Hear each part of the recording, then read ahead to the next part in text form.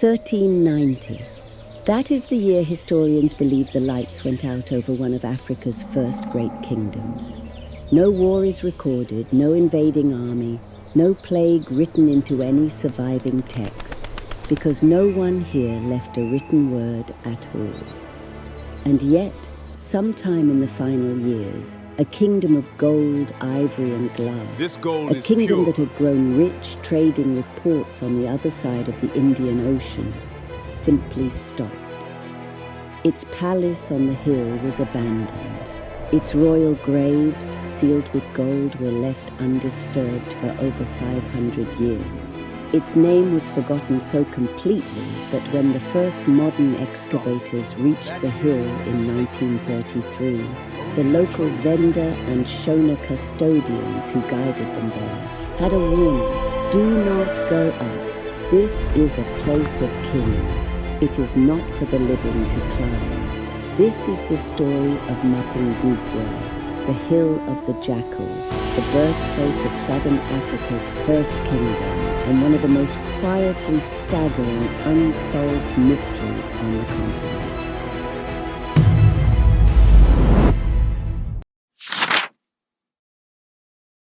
To understand Mapungubwe, you first have to understand its location. It sits at the point where three modern countries now meet: South Africa, Zimbabwe, and Botswana, at the confluence of the Limpopo and Shash rivers. Long before those borders existed, this was simply fertile ground. River silt for farming, gold-bearing rock in the surrounding hills, elephant herds for ivory, and, crucially, a position on a trade corridor that stretched east to the Indian Ocean coast. Around the year 900, small farming communities began settling this valley. By the 1100s, one of those communities had grown into something new, a walled settlement called K2, just south of the hill itself. K2 thrived on cattle wealth and modest trade.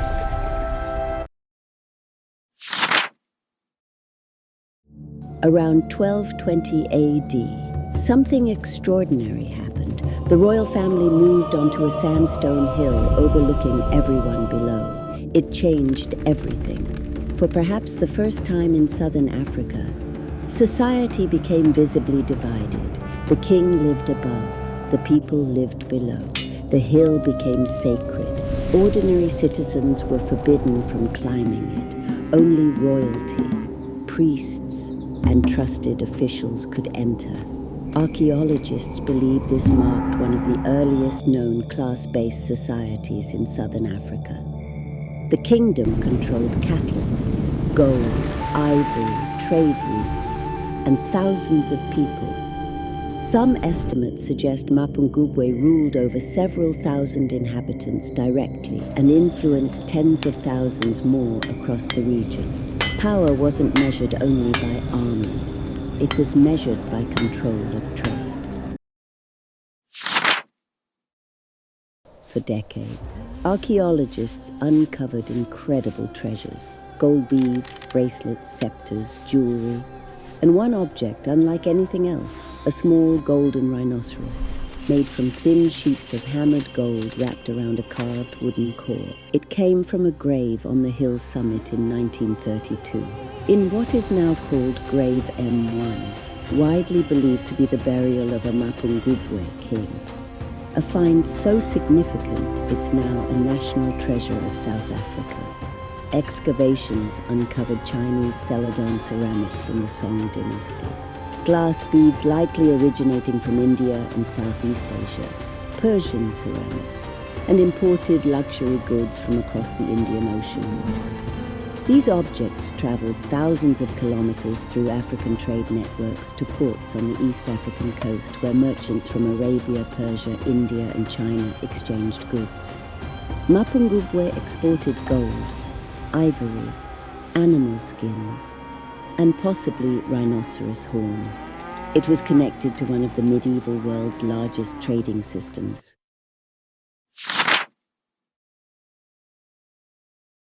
Then, around 1290 AD, everything changed.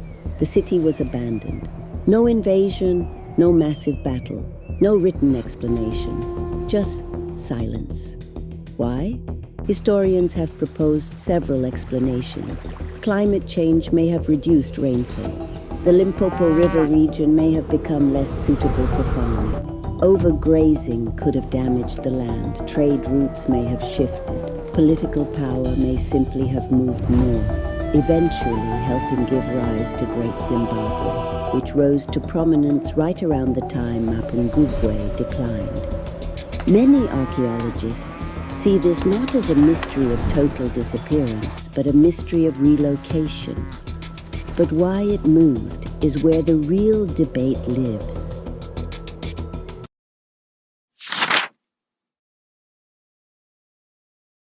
Whenever civilizations disappear, legends follow. Local oral traditions tell stories of sacred hills protected by powerful spirits. Some believed disturbing the royal graves would bring terrible misfortune. Others spoke of ancient kings whose wealth was hidden forever inside the mountain. These stories grew stronger after outsiders rediscovered the site. In the 1930s, archaeologists uncovered royal burials containing gold artifacts, ivory, and ceremonial objects. Because the graves had remained largely undisturbed for centuries, they reinforced local beliefs that the hill was a sacred place. Over time, sensational claims appeared suggesting hidden chambers, vast treasure vaults, or even links to the biblical kingdom of Ophir. There is no archaeological evidence supporting those claims. The evidence instead points to a sophisticated African kingdom whose wealth came from agriculture, cattle, mining, and long-distance trade, not supernatural origins. Sometimes the real story is more remarkable than the myth. Today, Mapungubwe Hill stands empty again, protected now, not forgotten, part of a national park that straddles 3 countries.